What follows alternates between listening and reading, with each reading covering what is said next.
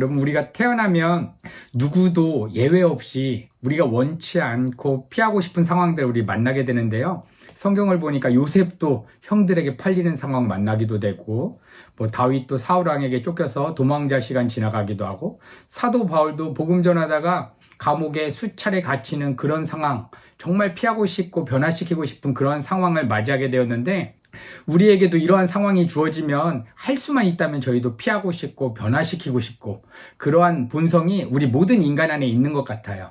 그래서 고난이라는 것을 어떻게 하면 피해갈 것인가, 수많은 사람들이 고민 끝에 철학을 통해서 답을 찾기도 하고 종교를 통해서 답을 찾기도 하고, 그래서 많은 사람들이 합의점을 하나를 잡았어요. 어떻게 하면 이 고난에서 극복하고 사람이 행복하고 만족할 수 있을까?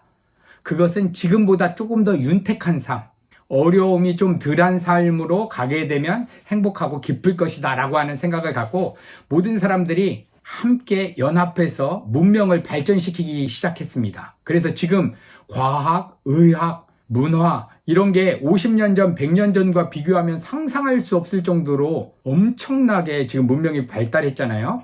저희는 비행기를 타고 전 세계를 다 이동할 수 있고, 자동차를 가지고 여러 나라들 이동하고 여행도 할 수 있어요. 또한 스마트폰 가지고 지구 반대편에 있는 사람이랑 통화도 할 수 있고, 제가 유학 나오기 전에 한 10년 전이었는데 그때는 스마트폰, 아이폰 처음 나오는 그 시점이어가지고 이렇게까지 발전되고 이렇게 편하게 쓸 수 있을 거라고는 생각도 못했어요. 부모님께 전화하려면 해외 전화용 카드를 사가지고 그 번호를 이렇게 동전으로 긁은 다음에 이렇게 넣어가지고 5유로짜리 사고 10유로짜리 사서 그렇게 부모님께 전화했던 시절도 있었는데, 지금은 에어팟 같은 거 딱 하나 끼고 운전하면서도 전화하고 얼굴 보면서도 전화할 수 있고, 그리고 최근에 AI폰 삼성에서 만든 거 생각나시죠? 광고들 많이 보셨을 텐데, 진짜 언어 소통 이런 부분도 다 해결되는 엄청난 편리함 속에서 저희가 살고 있어요. 여러분, 그러면 이 정도 문명이 발달했으면 인간 사회는 행복이 넘치고 만족이 넘쳐야 하는 게 맞지 않을까라는 생각을 갖게 되는데, 그럼에도 불구하고 인간들 지금 현대사회에서 개개인이 느끼는 행복이랑 만족감은 오히려 과거보다 훨씬 더 낮아지고 있다라고 전문가들은 이야기하고 있어요.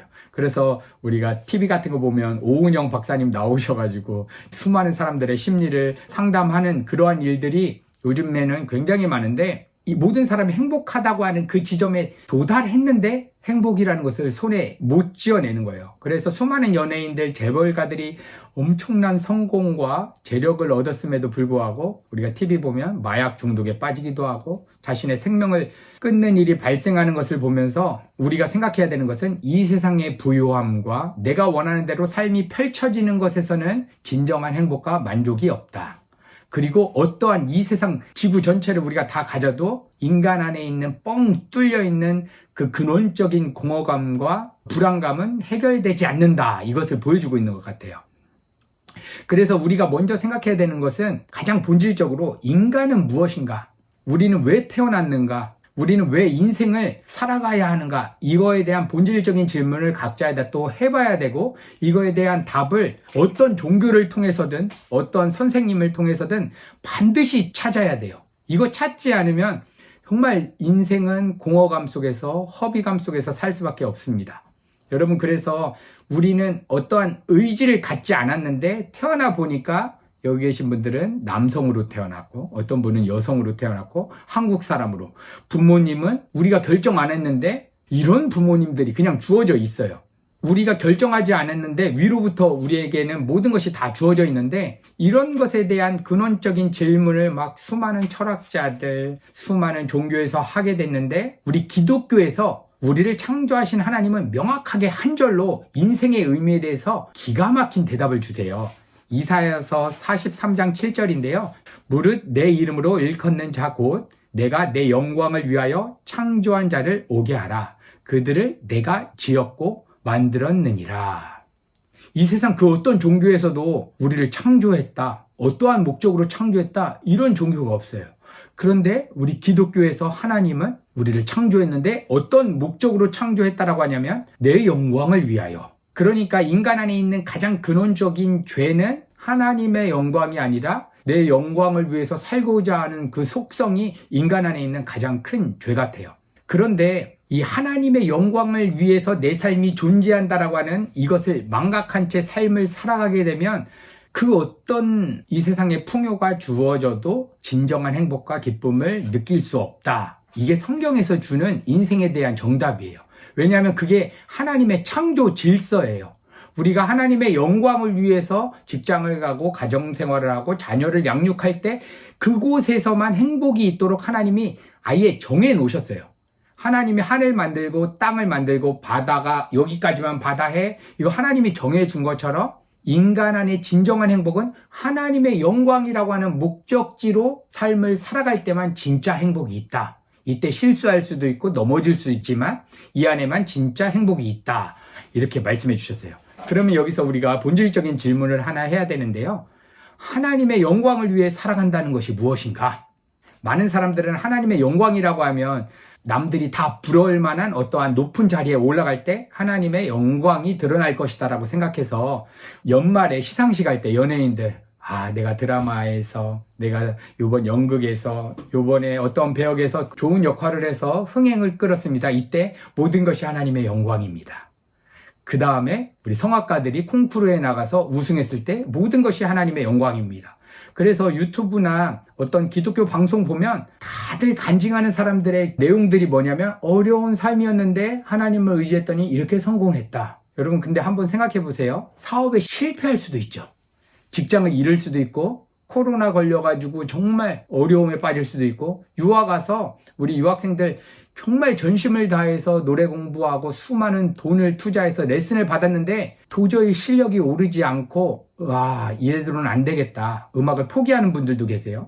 그리고 정말 우리가 원하지 않는 상황, 그러한 현실들이 주어질 때 이것이 하나님의 영광 때문에 주어진 거라고는 도저히 생각하지 못하는 거예요. 오늘 본문 말씀에서도 우리 주님께서 하나님의 영광은 어디서 나타나는지 명확하게 얘기해 주셨는데 요한복음 11장 4절 제가 한번 읽어드릴게요. 예수께서 들으시고 가라사대 이 병은 죽을 병이 아니라 하나님의 영광을 위함이요 하나님의 아들로 이로 인하여 영광을 얻게 하려 함이라 하시더라. 여러분 이 세상에서 암이 걸리고 질병에 걸려서 죽게 되는 상황을 맞이하게 된다면 이것은 인생에 있어서 최악의 상황이라고 모두가 생각하지 않겠습니까? 그런데 주님 뭐라고 말씀하시냐면 이거 죽을 병 아니야. 하나님의 영광 때문에 주어진 거야. 그거 나쁜 거 아니야. 저주가 아니야. 하나님께서 어떠한 계획과 목적이 있어서 의도적으로 동굴 속에서 몸이 썩어 들어가는 그 죽음 상황도 영광이라고 하면 다른 모든 상황들은 하나님의 영광을 위해서 의도적으로 맞춰졌다는 것을 우리가 말씀을 통해서 좀 발견할 수가 있어요. 이것에 대해서 성경에서는 하나님의 주권과 섭리라고 얘기해요. 하나님의 주권은 우리가 남자로 태어날지 여자로 태어날지 하나님 마음대로 다 결정하시는 거예요. 어렸을 때 부모님이 화목한 부모님일지 깨진 가정일지 고아로 태어날지 이거 누가 결정하시냐면 하나님이 결정하시는 거예요. 근데 말씀을 통해서 보니까 예전에는 이게 굉장히 나쁜 상황이고 무조건 변화시켜야 되는 상황인 줄 알았는데 나사로의 얘기를 보니까 우리의 생각에 변화가 일어나는 거죠. 이거 하나님의 영광 때문에 주어진 것이다.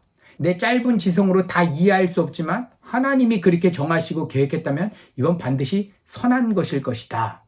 이게 우리가 가져야 되는 믿음이에요. 그래서 아브라함이 이삭을 바치라고 할 때 그 시대 때는 수많은 이방 종교에 그러한 저속한 행위가 있었는데 인신제사였어요. 너 성공하고 싶지? 부유해지고 싶지? 사람 하나 잡아가지고 족쳐서 나한테 바쳐. 그런데 여호와 하나님이라고 하는 신이 나타나서 자녀를 제단 위에 바쳐서 죽이라는 거예요. 그런데 아브라함 안에 들어온 믿음이 뭐냐면 하나님이 잡아 죽이라고 하면 그것이 선이구나. 아브라함은 하나님이 이걸 다시 살려줄 것이다. 그 이유에 대해서 생각한 것도 아니에요. 그냥 하나님이 하라고 하면 그게 선이겠지 하는 그러한 절대적인 믿음을 좀 가졌던 것 같아요.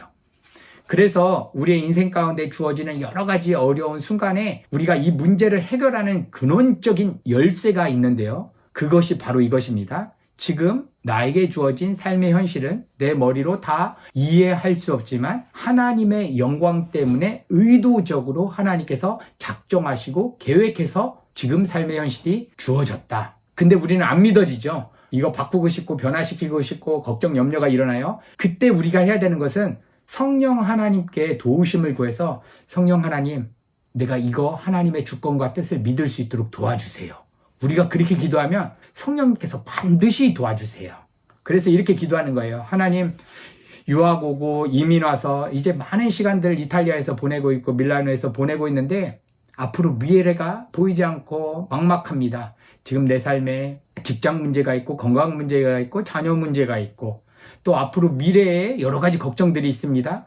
하나님, 할 수만 있다면 이 상황 피해가고 싶지만 오늘 이 말씀 의지해서 하나님, 내 삶의 현실, 지금이라고 하는 순간은 하나님의 영광 때문에 주어졌음을 내가 믿음으로 받아들일 수 있도록 성령 하나님 도와주세요. 이렇게 하나님께 정말 어린아이처럼 아빠, 나 좀 도와주세요. 이렇게 기도하면 하나님께서 우리의 마음을 감동시켜 주시고 만져주셔서 정말 이거 바꿔야 되고 싶고 변화시켜야 되는 그 문제가 그대로인데 감사의 제목, 찬양의 제목, 정말 이 상황을 허락하신 하나님이 너무 좋다. 이러한 우리의 하나님을 향한 그러한 믿음과 사랑이 우리 내면 깊은 곳에서부터 막 흘러가게 돼요.